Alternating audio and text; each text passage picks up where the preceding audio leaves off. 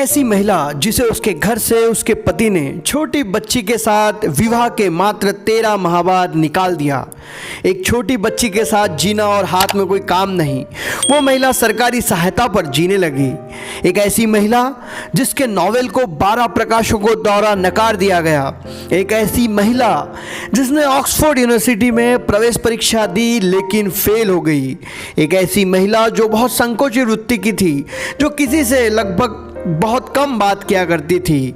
एक ऐसी महिला जो आने वाले दिनों में अपने समय की प्रसिद्ध लेखिका हुई। जी हाँ दोस्तों, मैं बात कर रहा हूँ जेके रोलिंग, जोनाह कैथरीन रोलिंग। नमस्कार दोस्तों, मैं हूँ अंकित और आप देख रहे हैं मेरा YouTube channel don't give up.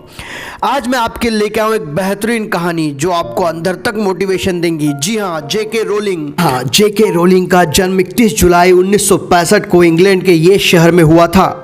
जन्म उपरांत उनका नाम जोआन मुर्रे रखा गया।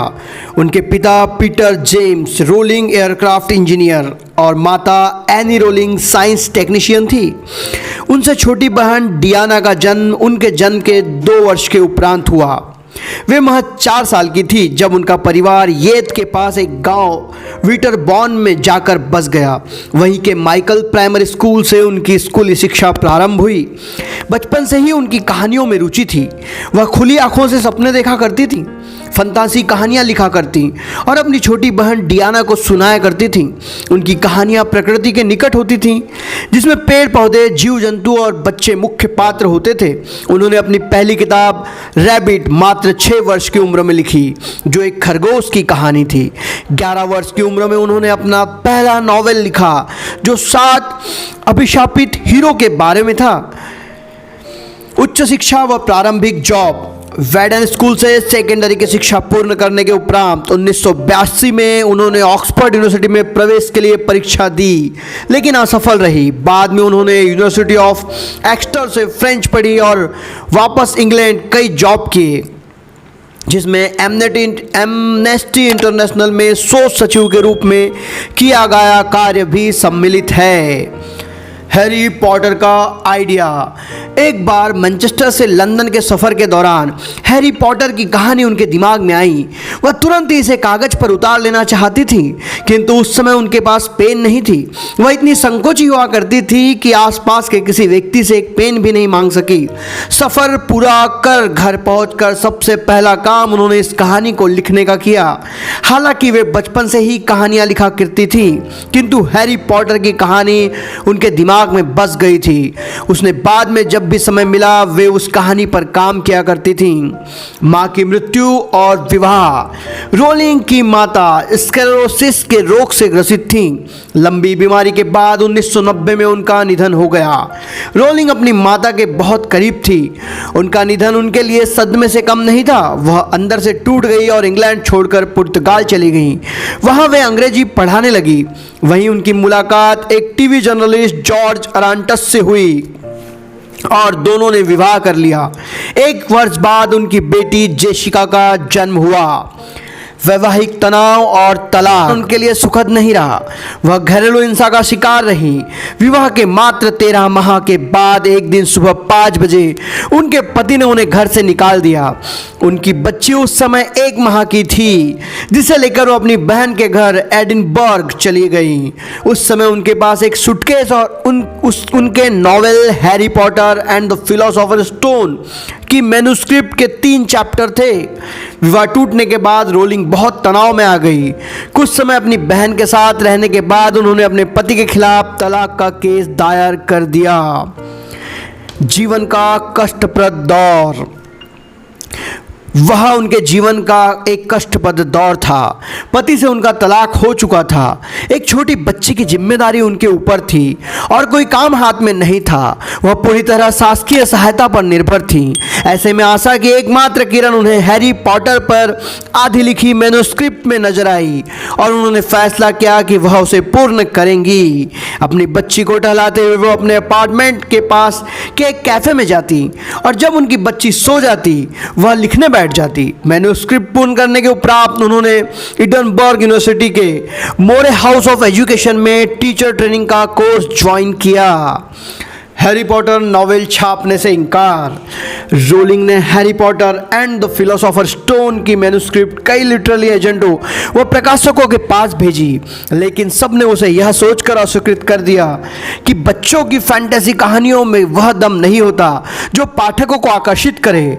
12 प्रकाशकों के द्वारा उनकी मैन्युस्क्रिप्ट नकार दी गई, लेकिन रोलिंग ने हार नहीं मानी और अपनी मैन्युस्क्रिप्ट एजेंडे को भेजती रही। जेके रोलिंग का लेखिका के रूप में जन्म।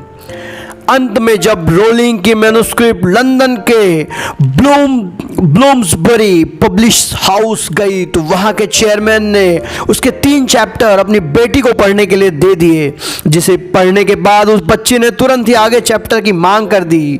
यह देख ब्लूम्सबरी पब्लिश हाउस ने रोलिंग की मैन्युस्क्रिप्ट को छापने का निर्णय लिया और इसके एवज में उनके समक्ष 2000 पाउंड का प्रस्ताव रखा और वे सहर्ष तैयार हो गईं। उस दौर में एक महिला के लेखक के रूप में सफल होने की संभावना गौण हुआ करती थी, जिसे देखते हुए उनके नॉवेल में उनका पूरा नाम न छापकर जेके रोलिंग छापा गया। जोनाह कैथरीन रोलिंग अपनी दादी से विशेष लगाव होने के कारण उन्होंने उनका नाम अपने नाम के साथ जोड़ लिया था। इस तरह जेके रोलिंग नाम से लेखिका के रूप में उनकी नई शुरुआत हुई। हैरी पॉटर की सफलता।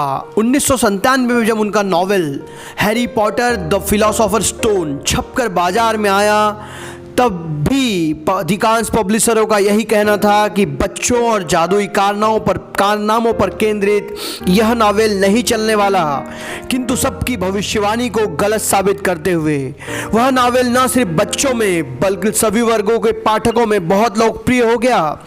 स्कॉटिश आर्ट काउंसिल उनके काम से इतनी मुग्ध हो गई कि उन्हें हैरी पॉटर की पूरी सीरीज लिखने के लिए ग्रांट प्रदान की। समय का पहिया उसके बाद ऐसे घुमा कि रोलिंग पर पुरस्कारों की झड़ी लग गई। हैरी पॉटर के कारनामों से सजा उनका रोमांचक novel Harry Potter and the philosopher stone कई लिटरेचर चार्ट पर बेस्ट सेलर में शुमार रहा। स्थिति यह हो गई कि कभी उनके मैन्युस्क्रिप्ट को नकारने वाले पब्लिशिंग हाउसों में उनके नॉवेल के प्रकाशन अधिकार खरीदने के लिए बोलियां लगने लगी। अमेरिका में उनके नॉवेल के प्रकाशन अधिकार $1,00,000 में बिके। इतनी ऊंची बोली शायद ही कभी किसी नॉवेल की लगी हो। वहां उनका novel Harry Potter and the sorcerer stone के नाम से छपा और बहुत लोकप्रिय हुआ। इसके बाद जो हुआ वो इतिहास है। हैरी पॉटर सीरीज के 7 और नॉवेल छपे और सभी नॉवेल को रिकॉर्ड तोड़ सफलता प्राप्त हुई। हैरी पॉटर सीरीज के सभी novel New York Times best seller list में नंबर 1 पर रहे। उनके नॉवेल को Nestle Smarties book prize, British children book of the year, children book award सहित कई अवार्ड प्राप्त हुए। उनके द्वारा लिखे हैरी पॉटर सीरीज के 7 नॉवेल के फिल्म निर्माण के अधिकार वार्नर ब्रॉस ने खरीद लिए और हैरी पॉटर सीरीज की 8 फिल्मों का निर्माण किया। पहली फिल्म 2001 में रिलीज हुई और अंतिम 2011 में। सभी फिल्में बहुत लोकप्रिय और सफल साबित हुई। हैरी पॉटर पर लिखे अपने नॉवेल की बदौलत रोलिंग न सिर्फ विश्व की सबसे प्रसिद्ध लेखिकाओं में हुई, बल्कि उनकी गिनती विश्व के सर्वाधिक अमीरों और प्रभावशाली व्यक्तियों में होने लगी।